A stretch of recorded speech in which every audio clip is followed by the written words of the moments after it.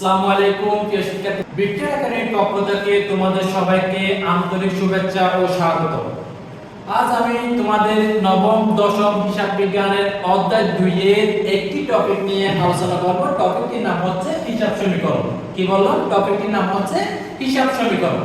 আসি, হিসাব সমীকরণের মৌলিক বা মূল উপাদান হচ্ছে তিনটি। কয়টি? তিনটি। হিসাব বিজ্ঞানের মূল অথবা মৌলিক উপাদান হচ্ছে তিনটি। কি কি? a সমান সমান l প্লাস ওই, a সমান সমান l প্লাস ওই। তাহলে এখানে তিনটা উপাদান আছে, একটা হচ্ছে a, আরেকটা হচ্ছে l, আরেকটা হচ্ছে ওই।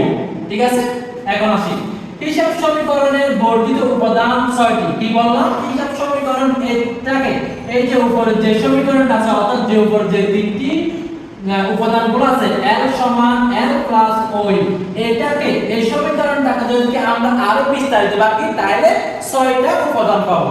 এই 6টা উপাদান কি কি এখন আমরা জানবো। একটি হচ্ছে a অর্থাৎ সম্পদ, a সমান হচ্ছে সম্পদ, আরেকটা হচ্ছে l, l সমান হচ্ছে দায়। এরপর c, আরেকটা হচ্ছে c, c মানে হচ্ছে মূলধন, আরেকটা হচ্ছে r, r মানে হচ্ছে আয়। আরেকটা হচ্ছে ex, ex মানে হচ্ছে ব্যয়, আর d মানে হচ্ছে উত্তোলন। অর্থাৎ a সমান সমান l plus c plus r minus ex minus d। তাহলে কি বললাম? a সমান সমান হচ্ছে সম্পদ, আর l সমান সমান হচ্ছে দায়, আর c সমান সমান হচ্ছে মূলধন, r সমান সমান হচ্ছে আয়, ex সমান সমান হচ্ছে ব্যয়, আর d সমান সমান হচ্ছে উত্তোলন। ঠিক আছে, এখন আমরা আসি মালিকানা সূত্র উপাদান কি। অর্থাৎ মালিকানা সূত্র বাংলাতে আমরা আর 7টি উপাদান পাবো। কয়টি পাবো? আর 7টি উপাদান পাবো। আসি এই 7টি উপাদান কি কি?